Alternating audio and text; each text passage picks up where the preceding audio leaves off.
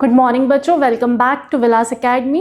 हमने last lecture में pleiotropy, multi allelism, codominance, incomplete dominance ये सारे फैक्टर्स देख चुके हैं and today we will start with chromosomal theory of inheritance. अब यहाँ पे ग्रेगर जोहान मेंडल के कॉन्सेप्ट जो हमें पता है ऑलरेडी कि उन्होंने जीन को एक फैक्टर की तरह बताया था, ये एक डिस्क्रीट यूनिट की तरह बताया था जो क्या कर रहा है, जो ट्रांसफॉर्मेशन ऑफ कैरेक्टर्स के लिए रिस्पॉन्सिबल है। Okay, so when Mendel did his work, ठीक है, उनका काम बहुत अननोटिस्ड, अनएक्नॉलेज रह जाता है। अब अनएक्नॉलेज क्यों रहता है? क्योंकि वो अपने समय के हिसाब से बेटा काफ़ी आगे चल रहे थे। उस टाइम के लोगों को उतना समझ में ही नहीं आया कि what Mendel has done. So later on what happened, the scientist, that is Hugo de Vries from Holland, Carl Correns and von Schermach. What they did, they studied independently the work of Mendel और इन्होंने ये बताया, मतलब उनके work को validation देने का काम इन्होंने करवाया। इन्होंने ये बताया है कि अब एडवांसमेंट, राइट, अब कुछ चीज़ें ऐसी है कि मेंडल के टाइम पे इतनी एडवांस नहीं हुई थी, जैसे क्रोमोसोम कैसा दिख रहा है, जीन का स्ट्रक्चर क्या है, ये सारी चीज़ें इन्होंने स्टडी की, क्योंकि तब तक एक एडवांसमेंट, टेक्नोलॉजिकल एडवांसमेंट भी हमें दिखने के लिए मिल गया था। And what they stated was the statement was made by Walter Sutton and Boveri, Theodore Boveri. So these two scientists in 1903, they told what? That genes and chromosomes, they have a parallel behavior. What do you mean by parallel behavior? मतलब कहीं ना कहीं chromosome और gene same काम कर रहे हैं, उन्होंने ये बताया।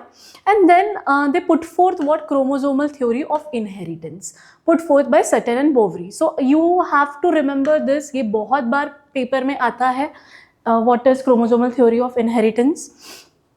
Okay, so here the statement was what?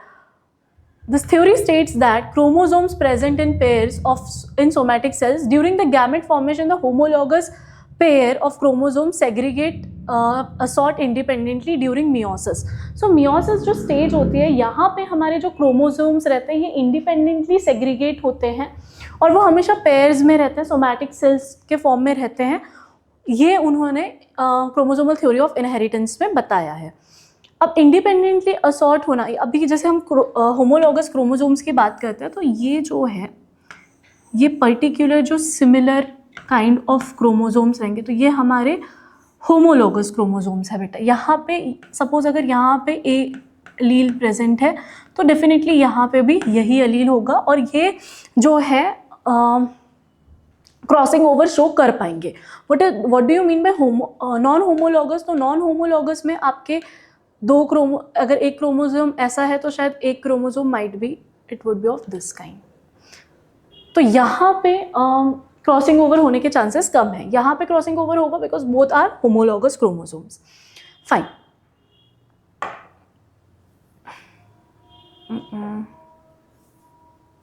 Now nucleus of gametes contain chromosomes which carry all hereditary. अब ऑब्वियस सी बात है, हमने ये पढ़ा है कि न्यूक्लियस के अंदर क्या होता है बेटा, क्रोमोसोम्स। क्रोमोसोम्स क्या करते हैं? तो क्रोमोसोम में ही सारी हमारी इंफॉर्मेशंस रहती है, कोडॉन्स के फॉर्म में, जीन के फॉर्म में, जो हमारे हेरिडिटरी ट्रेट्स को इन्फ्लुएंस कर रहे हैं। Male and female gametes carry all the hereditary traits, they are link between parents and offspring. The fusion of haploid male gamete and haploid female gamete give rise to the diploid condition of chromosomes. Okay, so what is there कि haploid male gamete रहेगा, haploid female gamete रहेगा, दोनों के fusion से बेटा diploid chromosomes बनेंगे, diploid number of chromosomes बनेंगे। Now this was what is called as chromosomal theory of inheritance. सबसे पहले ग्रेगर जोहान मेंडल सर का काम जो है वो अनएक्नॉलेज रहा काफ़ी टाइम तक। Then there were three scientist, Hugo de Vries, then we have seen, right, Hugo de Vries, Carl Collins and von Schermach। इन तीनों ने उनके काम को अपने अपने फील्ड में अच्छे से स्टडी किया and later on Sutton and Boveri, they have proved that these factors which Mendel called them as factors, these are genes, they are parallelly behaving as chromosomes और ये कैसे आपकी इनहेरिटेंस को कॉज कर रहे हैं। Now what are homologous chromosomes? तो chromosomes मतलब if A in A, this are you can consider this chromosomes are homologous chromosomes. Then in which phase of meiosis one homologous chromosomes segregate? So this one is anaphase 1, where the genes are located. So genes are located again in the chromosomes itself. और genes और chromosome का similar behavior होता है, तो yes it is, right? That is what's said by Sutton and Boveri. Fine. अब हम आते हैं बेटा क्रोमोसोम्स पे. तो very first thing is chromosomes का स्ट्रक्चर बताने वाले फर्स्ट साइंटिस्ट, या क्रोमोसोम्स का मतलब क्या है, क्रोमो या क्रोमा मीन्स होता है बेटा कलर.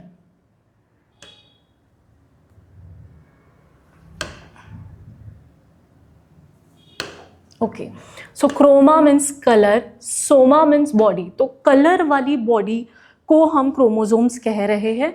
और ये फर्स्ट टाइम वर्ड कॉइन करने वाले इंसान थे Waldeyer. Okay, now what is important here is, आपको क्रोमोसोम्स का size 0.1 to 33 metre and 0.2 to 2 micrometre, आपको ये याद रखना है. Then what are the functions of chromosome. Function क्या है क्रोमोसोम का?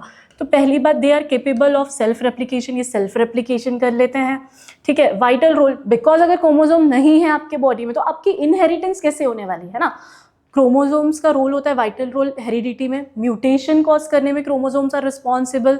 ठीक है. वेरिएशन, इवोल्यूशनरी डेवलपमेंट, ये सारी चीज़ें आपकी क्रोमोसोम करता है. And most important question as far as your CET is considered and your boards are considered is this, कि of what substances the chromosome is made. तो क्रोमोसोम किसका बना हुआ है? ठीक है. So chromosome is made up of DNA, histone and non-histone protein. आपको पता है कि क्रोमोसोम किस चीज़ों का बना हुआ है? तो that is DNA, histone and non-histone protein.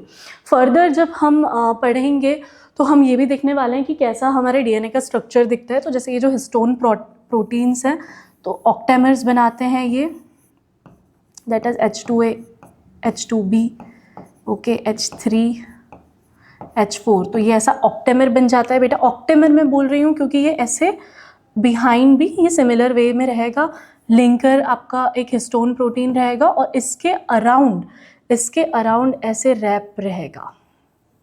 तो that is how your DNA is made. तो further when we will study we will even see this thing, right.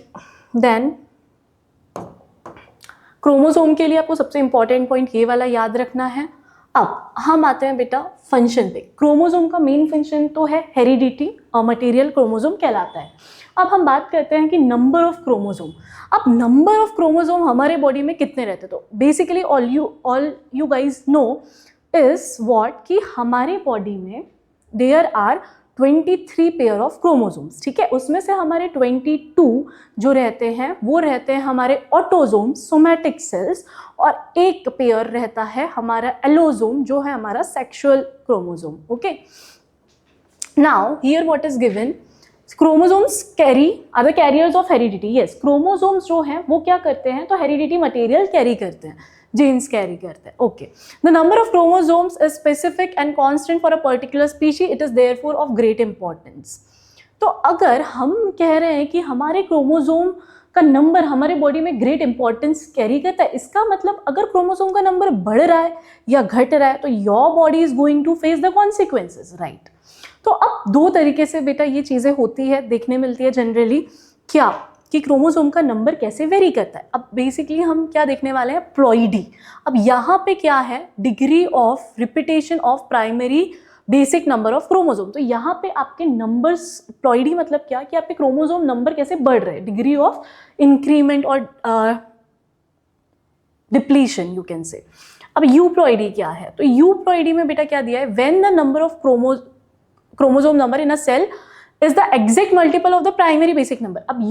अब मैं क्या बोल रही हूँ कि यूप्लॉइडी मतलब क्या कि एग्जैक्ट मल्टीपल हो जाता है. जैसे 1n डायरेक्टली 2n हो जाएगा बेटा, 3n हो जाएगा.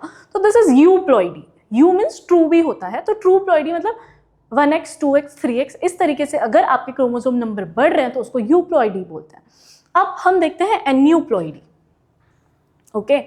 अब when the chromosome number is not exact multiple of the haploid set, it is described as aneuploidy. Aneuploidy में बेटा या तो डिलीशन होगा या तो सब्सट्रैक्शन होगा, लेकिन ये मतलब एकदम एग्जैक्ट डबल नहीं हो जाएगा, ठीक है, ट्रिपल नहीं हो जाएगा, ये बाय 1 इंक्रीज होगा, बाय 2 इंक्रीज होगा। तो इस तरीके से आपको एन्यूप्लॉइडी दिखने मिलती है। अब हम ये अगर देखें, ठीक है, दिस इज प्लॉइडी। अब मैंने क्या बोला आपको कि there are 2 kinds of ploidy which you see, fine. One is euploidy, euploidy is also called as true ploidy, means true level of generation, ठीक है। तो यहाँ पे क्या हो रहा है बेटा, ये एग्जैक्ट मल्टीप्लीकेशन हो रहा है, आप देख रहे हैं, मोनोप्लॉइडी, डिप्लॉइडी, ट्रिप्लॉइडी, टेट्राप्लॉइडी, इसे पॉलीप्लॉइडी बोल रहे हैं बिकॉज मोर देन 2 और 3 सेट से मल्टीप्लीकेशन हो रहा है, तो दैट इज पॉलीप्लॉइडी। ओके, तो दिस इज यूप्लॉइडी जहाँ पे आपका chromosome, haploid number of chromosome directly multiply हो रहा है विथ नंबर्स। नाउ आपकी एन्यूप्लॉइडी में 2 टाइप्स हैं, that is hypoploidy and hyperploidy. Hyper में एडिशन हो रहा है, हाइपो में सब्सट्रैक्शन हो रहा है। Okay, so monosomy, okay, that is 2n-1, nullisomy that is 2n-2, and trisomy, है ना, और टेट्राजोमी। सो ये सब बेटा डिजीज कॉज करते हैं। Okay, variation in the chromosome number causes disease. तो ये जो प्लॉइडी लेवल है, ये फर्दर हमें देखना है कि ये कैसे डिजीज कॉज करने वाले हैं किसी भी ऑर्गेनिज्म में। Now after this what is given is structure of chromosome. अब स्ट्रक्चर ऑफ क्रोमोसोम पर आते हैं बेटा, ये हम बना कर देखने वाले हैं स्ट्रक्चर ऑफ क्रोमोसोम। ओके, अब हम आते हैं स्ट्रक्चर ऑफ क्रोमोसोम्स पे। ओके, सबसे अच्छे बेटा आपके क्रोमोसोम तब दिखते हैं जब आपके सेल डिवीजन में मेटाफेज शुरू होता है, ठीक है। तो उस टाइम पे आपको आपके जो क्रोमोसोम्स हैं वो सबसे अच्छे दिखेंगे।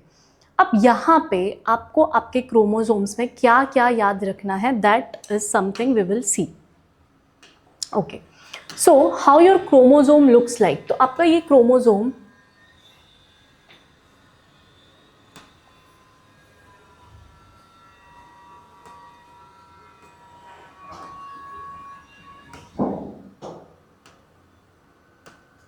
कुछ ऐसा दिख रहा है। Okay, now in your centre there is centromere. Okay, then one thing you can see is, sorry,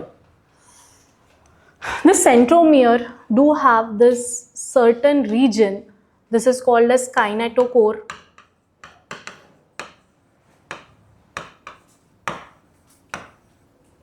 ये शायद आपको देखने में kinetochore.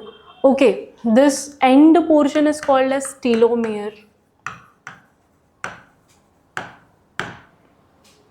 अब बेटा ये वाला जो एक स्ट्रक्चर है, जैसे अगर हम इसको सेपरेटली देखें तो कुछ ऐसा हमें स्ट्रक्चर दिख रहा है।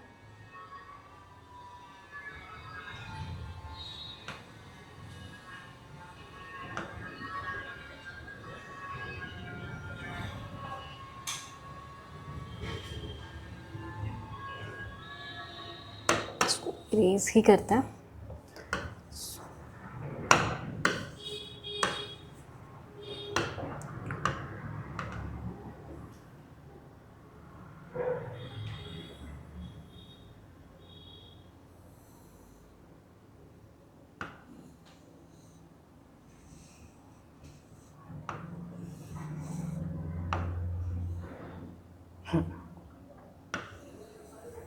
अब आपको क्या दिख रहा है यहाँ पे, this is your secondary construction, this is your secondary construction. और वहाँ पे मतलब आपको ये बताया गया है बेटा कि सेकेंडरी कॉन्स्ट्रक्शन जो रहता है इसके पास आपको एक प्लेस दिखती है, that is satellite. Function wise इसका एज सच बहुत ज़्यादा कुछ आपके बुक में गिवन नहीं है। Okay, so your secondary construction जहाँ पे भी आपको दिखेगा आपके क्रोमोसोम में, वहाँ पे आपको एक स्ट्रक्चर दिखने वाला है, satellite, centromere, telomere and kinetochore, ये सब आपको याद रखना है। And this is your matrix of the chromosome. अब यहाँ पे बेटा काइनेटोकोर का एक इम्पॉर्टेंट आपको फंक्शन दिया है आपके बुक में, ठीक है। तो what is this function of the kinetochore given at in your text book is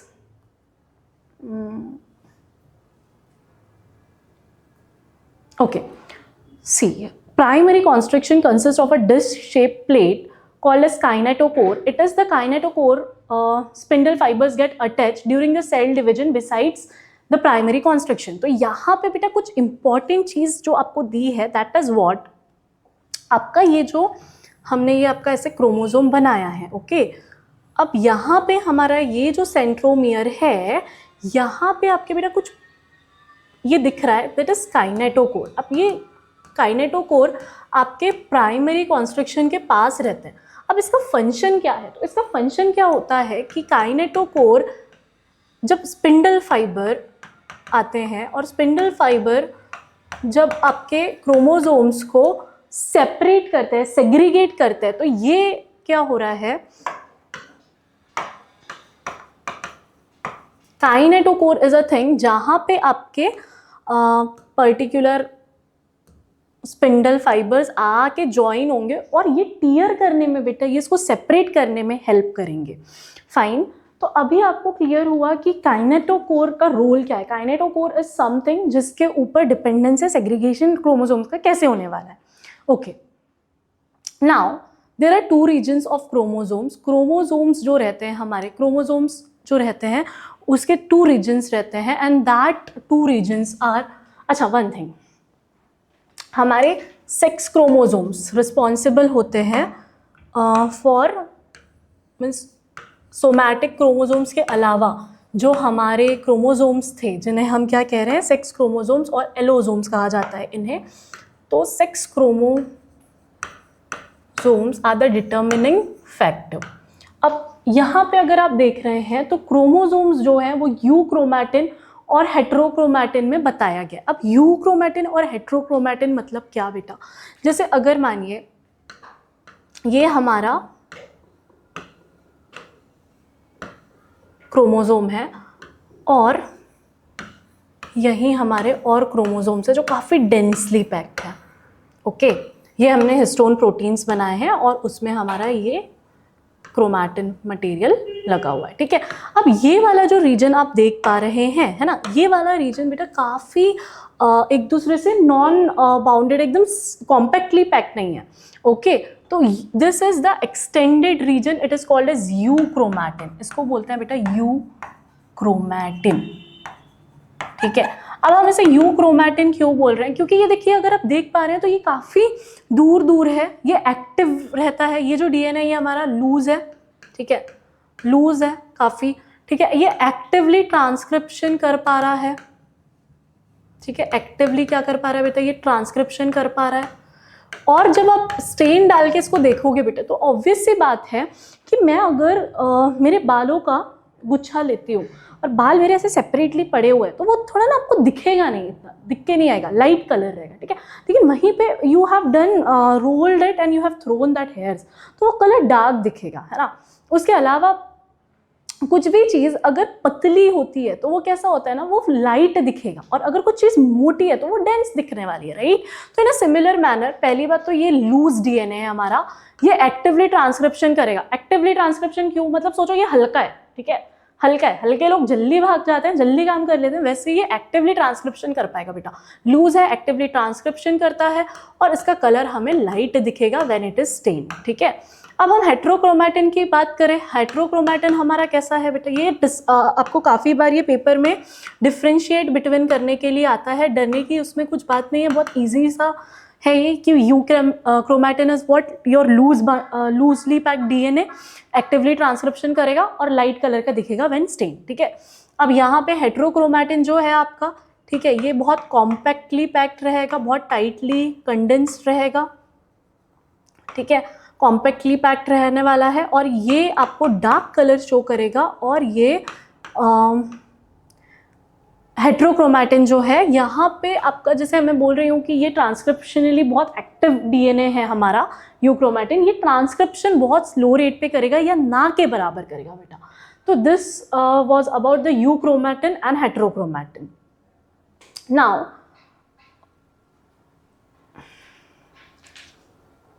apart from this I told you homologous chromosomes, ठीक है। ये वाला जो हमारा क्रोमोसोम है, यहाँ पे और यहाँ पे अगर सेम अलील्स लोकेटेड है बेटा, सेम अलील्स या सेम जीन्स लोकेटेड है तो यहाँ पे भी ए फैक्टर है, यहाँ पे भी ए फैक्टर है, it codes for suppose anything, right.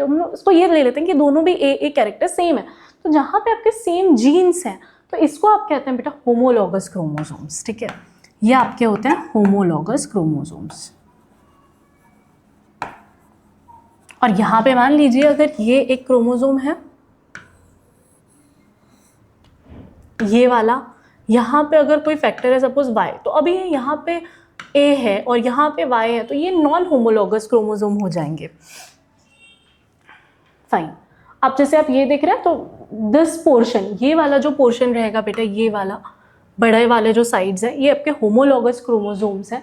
और ये आपके जो डिफरेंस है, इसको पी साइड क्यू साइड ऐसे भी बोला जाता है, ठीक है। जैसे ये वाला साइड इज पी साइड पिटाई, और ये क्यू साइड, ये पी साइड, ये क्यू साइड, ऐसा बोला जाता है। P side is shorter one, okay, P side is shorter one basically.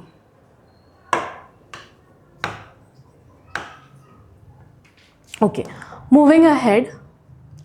अब हमने ये देख लिया कि हमारा क्रोमोसोम कैसा रहता है, क्रोमोसोम का स्ट्रक्चर रहता है, काइनेटोकोर क्या है। Okay, now we will see two concepts, linkage and crossing over. Linkage and crossing over, ठीक है। अब मैं 2 बार लिंकेज और क्रॉसिंग ओवर इसीलिए बोल रही हूँ क्योंकि हमको इसका मीनिंग समझना बहुत ज़रूरी है, ठीक है।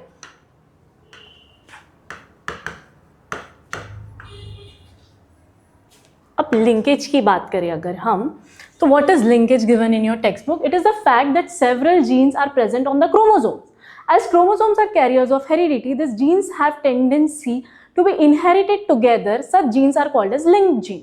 इसका मतलब क्या बोल रहे हैं बेटा, हमारे मतलब हमें क्या पैराग्राफ क्या बता रहा है कि आप एक क्रोमोसोम में, ठीक है, 2 जीन्स हैं, ओके, 2 जीन्स है आपके क्रोमोसोम में, और वो 2 जीन्स, जैसे suppose this is A gene for hair colour और this is B gene for shape of your face, ठीक है। आप मान लेते हैं कि ये तो जो दोनों जीन हैं ये काफ़ी बेटा एक दूसरे के पास हैं, ठीक है। दे आर कॉम्पैक्ट, मतलब कॉम्पैक्ट नहीं but they are close to each other, ठीक है, they are link to each other. अब जब ये लिंक है बेटा तो इनके चांसेस किसी और के साथ जाने के कम हो जाते हैं, है ना। जब अगर ये लिंक है, ये एक दूसरे से काफ़ी कमिटेड है, एक दूसरे के काफ़ी क्लोज हैं, तो देयर आर लेस चांसेस कि ये दोनों सेपरेट होंगे, है ना, अलग अलग जाएंगे, है ना। इसी को बोलते हैं हम लिंकेज। तो लिंकेज में क्या हो रहा है बेटा कि ये अगर मदर फादर के पास ये जीन है और ये जीन कैसा है आपका, एकदम क्लोज है, लिंक्ड जीन है, तो ये directly from parent to offspring आ जाएगा बेटा, ठीक है। यहाँ पे बी दिखेगा, यहाँ पे ए दिखेगा, मतलब सिमिलर दिखेगा। तो link genes do not go undergo to the process of crossing over, ठीक है, ये क्रॉसिंग ओवर में नहीं जाते।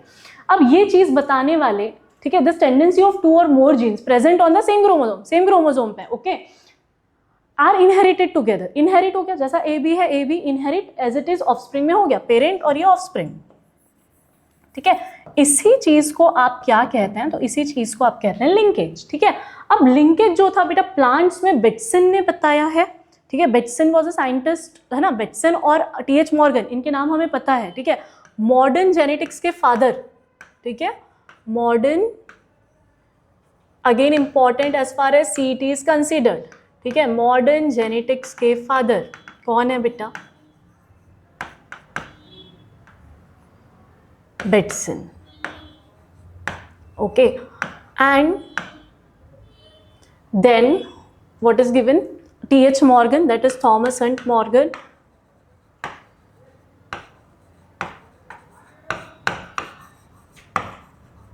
ये एक्सपेरिमेंटल जेनेटिक्स के फादर हैं, ठीक है।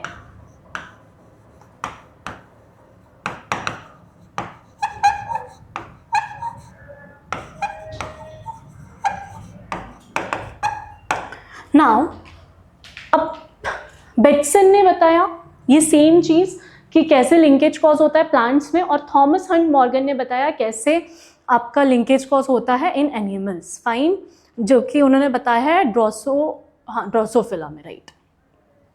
अब there is complete linkage. Complete linkage मतलब ये as it is A B parent से ऑफस्प्रिंग में चला गया है, fine.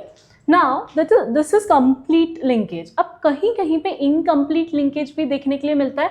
So the link gene which are distantly located on the same chromosome have chances of crossing over are known as incompletely linked, weakly linked genes. This phenomenon of their inheritance, incomplete linkage, thus new traits occur in offspring. In ZMAs, color and shape of the grain show linkage. अब आपको linkage कहाँ देखने मिलेगा बेटा? जैसे अगर suppose ये जो दोनों जीन्स हैं ये थोड़ा डिस्टेंटली लोकेटेड है, ठीक है, ये थोड़ा डिस्टेंस में है, तो हो सकता है कि ये क्रॉस ओवर कर जाएंगे और क्रॉस ओवर करने के बाद कुछ कैरेक्टर्स चेंज हो जाएंगे. तो ये आपको ZMAs में देखने मिलता है, जहाँ पे ZMAs में colour and shape of the grain incomplete linkage show करता है. ओके, नाउ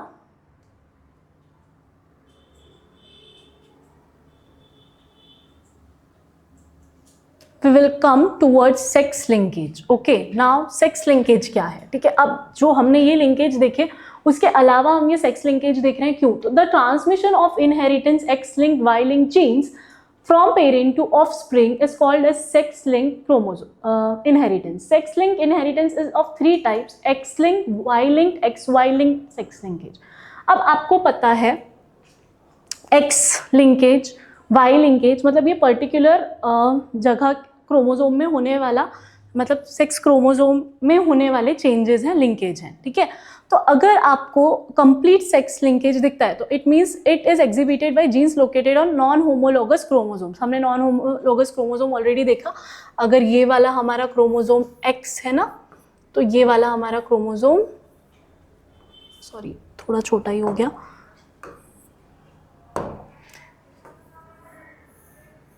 ये वाला हमारा क्रोमोसोम Y होगा. ठीक है, तो यहाँ पे अगर आपको कंप्लीट लिंकेज दिख रहा है between the non homologous chromosome, तो आपको देखने मिलता है बेटा कुछ डिजीज जो कि है haemophilia, red green colour blindness, that is and again myopia, and Y linked are hypertrichosis, इचियोसिस एक्सेट्रा. अब आपको haemophilia means what? Haemophilia means your blood related disease, red green colour blindness is there, and myopia जहाँ पे आपको near sightedness की problem होती है. ठीक है, देन हाइपरट्राइकोसिस बेटा ये क्या होता है? यहाँ पे आपके हेयर्स में, आपने देखा होगा किसी किसी को हेयर ईयर्स में हेयर्स आते हैं, हेयर्स में ईयर सॉरी देन ईयर में हेयर्स आ जाते हैं, राइट? तो इसको हम बोल रहे हैं हाइपरट्राइकोसिस. एंड इचियोसिस is again is a disease related to skin. Okay, now अगर इनकम्प्लीट सेक्स लिंकेज अगर इनमें देखने के लिए मिल रहा है, इन दो क्रोमोसोम्स में इनकम्प्लीट लिंकेज अगर हमें देखने के लिए मिल रहा है, तो हमें कुछ ऐसी डिजीज होगी. क्या हो रहा है यहाँ पे? तो it is exhibited by the genes located on homologous regions of X Y. Homologous region बेटा ये वाले, ठीक है, ये वाले होमोलोगस है, ये वाले नॉन होमोलोगस रीजन थे. ठीक है, तो यहाँ पे क्या दिख रहा है आपको कि होमोलोगस रीजन के एक्स एंड वाई में अगर ये जीन्स लोकेटेड हैं, they do not inherit it together because of crossing over. क्योंकि अब यहाँ पे दो सेम जीन्स प्रेजेंट थे, वो दोनों एज इट इज नहीं आए, आपके लिंकेज नहीं शो किए, और क्रॉसिंग ओवर अगर शो कर दिए तो आपको कुछ डिजीज हो सकती है. उसमें से एक diseases are blindness, nephritis, retinitis pigmentosa, जो आपके आई कलर का डिजीज है. Now we will come to crossing over. अब मेन चीज हम एक देख लेते हैं कि क्रॉसिंग ओवर और लिंकेज का आपस में क्या संबंध है. तो linkage is inversely proportional to crossing over. ठीक है, इसका मतलब क्या कि जितना अगर आप एक दूसरे से बॉन्ड है, ठीक है, अगर आपका बॉन्ड एक दूसरे से काफी स्ट्रांग है ना, तो उतने ही कम चांसेस है बेटा कि आप किसी के साथ चले जाओ. मतलब जैसे मान लीजिए कि मैं और मेरी फ्रेंड काफ़ी अच्छा हमारा बीच में बॉन्ड है, हम दोनों एक दूसरे से टिफिन शेयर करते हैं, हम हमारे एक दूसरे से बातें शेयर करते हैं. ठीक है, हमारा बॉन्ड, हमारी फ्रेंडशिप बहुत पक्की है, we are the best friend. ठीक है, तो अगर हम बेस्ट फ्रेंड्स हैं तो मैं और मेरी फ्रेंड, हम दोनों की बॉन्डिंग क्योंकि इतनी अच्छी है, तो मेरी फ्रेंड शायद ही मुझे डिच करके किसी और के साथ चले जाए. ठीक है, तो this is linkage, this is bond. ठीक है, the linkage is nothing but bond, और ये बॉन्ड इनवर्सली प्रोपोर्शनल है क्रॉसिंग ओवर से. तो जितना स्ट्रॉन्ग बॉन्ड, जितना स्ट्रॉन्ग लिंकेज, मतलब जितने क्लोज आपके जीन्स हैं, है ना, जितने क्लोज आपके जीन्स है उतना ही कम चांसेस है, ये ए बी जीन बहुत क्लोज है तो ये ए बी जीन का अलग होना उतना ही मुश्किल है। तो linkage is inversely proportional to crossing over, ये आपको याद रखना है। Okay, now in this particular experiment shown in Drosophila melanogaster, that is fruit fly, बेटा ये सबसे पसंदीदा इंसेक्ट कह सकते हो आप एक्सपेरिमेंट्स करने के लिए। जेनेटिक्स में अगर स्टडीज हुई हैं तो मैक्सिमम ये ऑर्गेनिज्म को लेके की है। फाइन, तो इनका ड्रोसोफिला मेलानोगास्टर में क्या देखने मिला, ये टीएच मॉर्गन सर ने इसे स्टडी किया है। ओके, और इसके लिए उन्हें Morgan work played key role in the field of genetics, जिसके लिए उन्हें फिजियोलॉजी और मेडिसिन में नोबेल प्राइज भी दिया गया है। आफ्टर हमने क्रोमोसोमल थ्योरी ऑफ इनहेरिटेंस देखा, हमने अभी लिंकेज और क्रॉसिंग ओवर का कॉन्सेप्ट कर लिया। तो बेटा यहाँ पे एक्चुअली यही बताया है, ये पर्टिकुलर डायग्राम अगर हम देखें,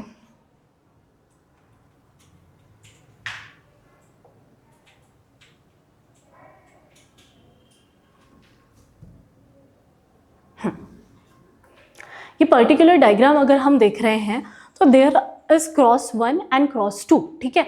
अब आपको क्योंकि ये येलो व्हाइट वाले जो जीन्स हैं, जो अलील्स हैं, they are very close to each other, right. और यहाँ पे व्हाइट और मिनिएचर विंग्स वाले जो कैरेक्टर्स हैं ये काफ़ी दूर है, ये अलील्स काफ़ी दूर है ना।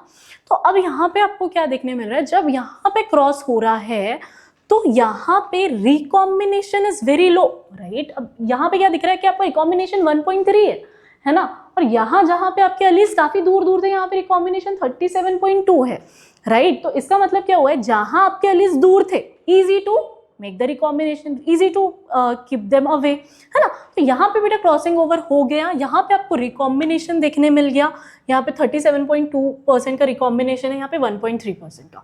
बाकी जो है वो एज इट इज आपको पेरेंटल टाइप देखने के लिए मिला ऑफस्प्रिंग में, यहाँ पे 62.8, यहाँ पे 98.7। तो can you think about this thing कि पर्टिकुलर यहाँ पे आपको इस वाली जगह पे आपको लिंकेज देखने मिल रहा है। क्यों? क्योंकि आपके जीन्स आपके अलील्स काफ़ी पास थे, दे गॉट इनहेरिटेड, ठीक है।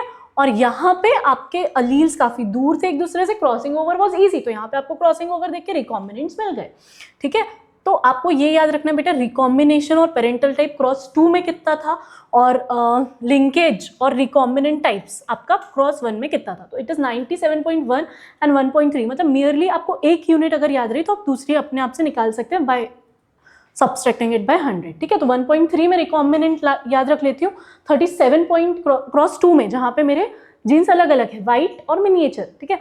तो यहाँ पे मेरे जीन्स बहुत दूर दूर है, तो मैं ये याद रख लेती हूँ कि यहाँ पे रिकॉम्बिनेशन हुआ है बाबा, ठीक है। तो this was the experiment done by T H Morgan.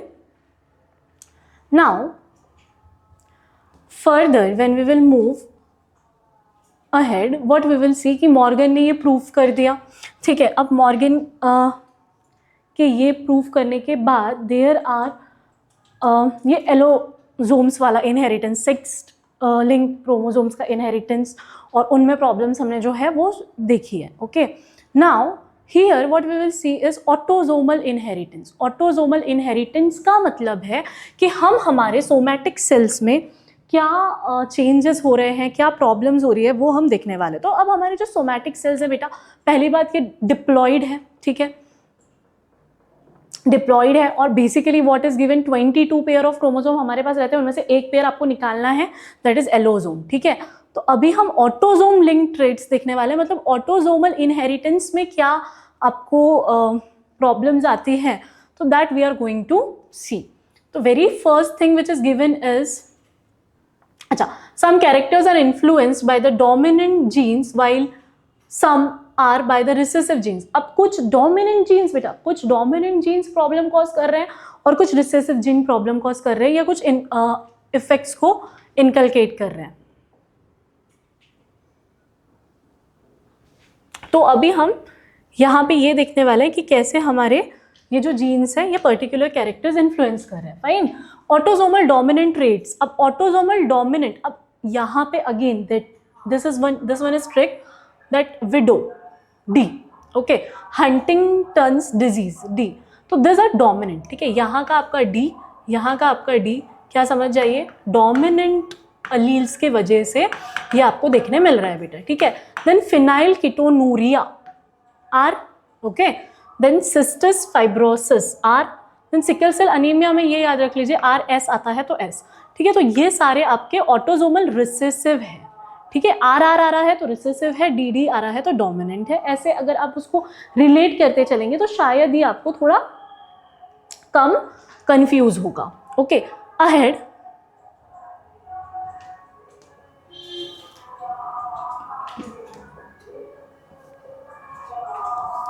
Ahead when we move, तो अब हम देख रहे हैं कि डोमिनेंट में हमारा विडोज पिक बताया।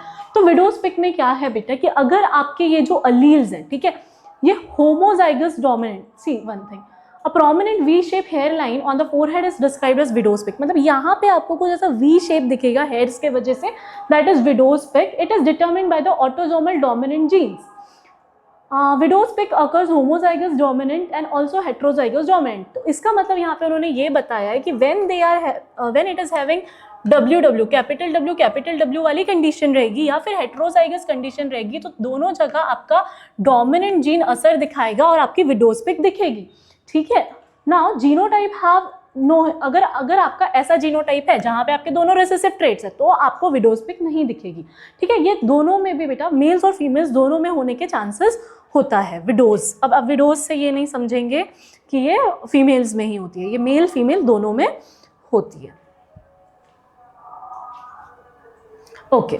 Now the second disease is phenyl ketonuria. बेटा ये डिजीजेस पे कभी कभी नोट्स आ जाती हैं, तो ये आपको अच्छे से करना है। ये जो हम कर रहे हैं अभी, ये हमारी ऑटोजोमल काइंड ऑफ डिजीज है, ठीक है। अब यहाँ पे फिनाइल कीटोनूरिया, ठीक है, ये आपका बॉर्न मेटाबॉलिक डिसऑर्डर रहता है, ठीक है। अब मेटाबॉलिक डिसऑर्डर मतलब आपकी कुछ तो प्रोसेस इंपैक्ट होने वाली है बॉडी की, ठीक है। तो ये आपका एन इनबॉर्न मेटाबॉलिक डिसऑर्डर है, फर्स्ट थिंग, ठीक है। अब जैसे पहले वाला डोमिनेंट था, तो ये कैसे है बेटा, ये रिसेसिव है, फाइन, ये रिसेसिव जीन्स की वजह से हो रहा है, ओके।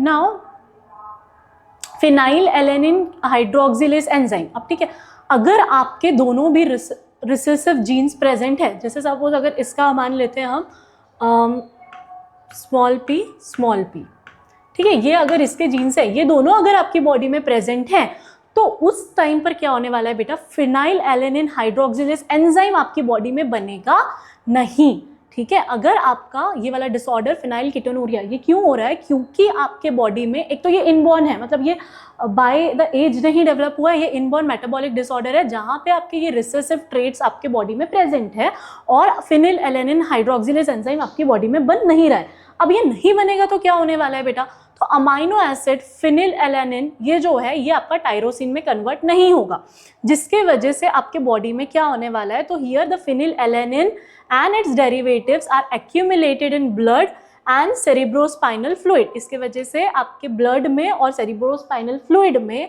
जो है फिनिल एलेनिन का कॉन्सेंट्रेशन हाई हो जाएगा, क्योंकि ऑब्वियसली बात है टायरोसिन नहीं बन रहा है। तो it affects the development of brain, तो आपके यहाँ पे मेंटल रिटार्डेशन हो जाएगा, आपका ब्रेन इम्पैक्ट हो जाएगा और एक्सेस ऑफ फिनिल एलेनिन जो आपकी बॉडी में बना है वो आपके यूरिन से निकल जाएगा, और इसी डिजीज को आप क्या बोल रहे हैं, फिनाइल कीटोनूरिया।